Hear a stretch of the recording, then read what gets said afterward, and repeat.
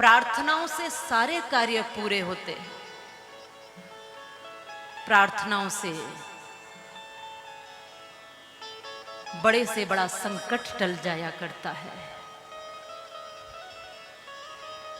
जब समुद्र मंथन हुआ तो सबसे पहले विष निकला था।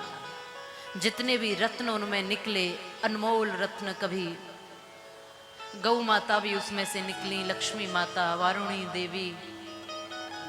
अमृत का कलश तो सबसे बाद में निकला, पहले तो सबसे विष ही निकला। और विष को पान किया भगवान शिव ने, उस हलाहल का पान कर लिया, उस राक्षस का, उस जो हमारे शरीर को, जो इस समाज को क्षति जिससे पहुंचती है, उसका पान परमात्मा ने, शिव ने किया है। लेकिन उसका पान करके कंठ में धारण किया है, भीतर नहीं ले गए और बाहर भी नहीं निकाला है।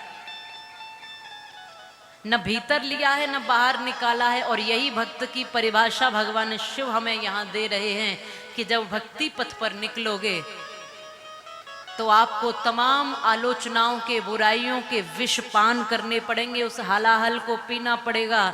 उस हलाहल को पीते समय सावधानी ये रखनी है कि भीतर मत ले जाना। यदि भीतर ले गए तो द्वेष पैदा होगा और बाहर छोड़ा तो शत्रुता पैदा हो जाएगी।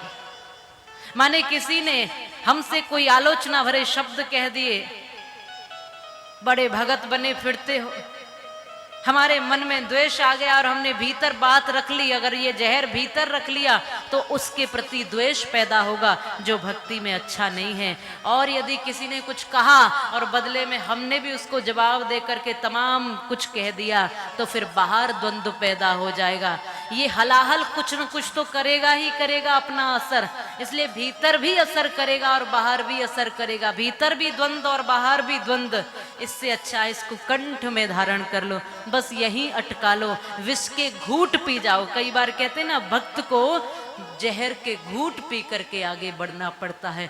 वैसी स्थिति जिस दिन हमारी बनेगी, उस दिन माँ भगवती के भक्त कहलाने के योग्य बन जाएंगे। उस दिन हम में श्रेष्ठता आएगी। ये भगवान शिव की, तपोधारी भगवान शिव की कथा ये कह रही है। मैंने कंठ में धारण किया और मैं स्वयं उस तप को, ध्यान को, भक्ति को करता हुआ अपने जीवन को कल्याणकारी बनाता हुआ स्वयं कल्याणकारी नाम से सिद्ध होता हूं।